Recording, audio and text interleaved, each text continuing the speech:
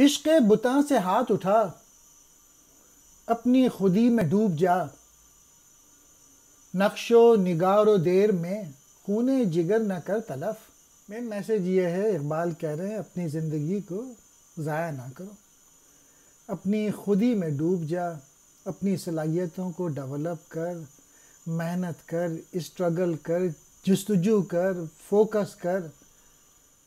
اقبال کہہ رہے ہیں غیروں کے آگے جھکنا، ان کے واہ واہ کرنا، کسی اور سے ڈرنا، کسی اور کی چیزوں کو دیکھ کے امپریس ہونا، ان چیزوں سے جان چھڑا اور اپنے آپ کو ڈیولپ کر، اپنی حقیقت کو پہچان اور جاننے کی کوشش کر، اور یہ غیروں کی جو خوشامد ہے اس سے بچ۔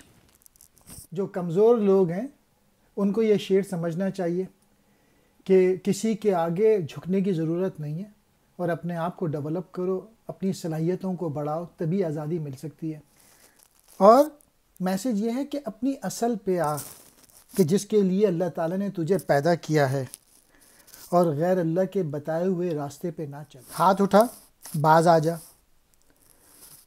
خود ہی اپنے آپ کو پہچاننا، اپنی صلاحیتوں کو ڈیولپ کرنا، محنت کرنا، اسٹرگل کرنا، ڈوب جا، کھو جا، نقش و نگار و دیر، بت خانے کی خوبصورتی، خون جگر نہ کر تلف۔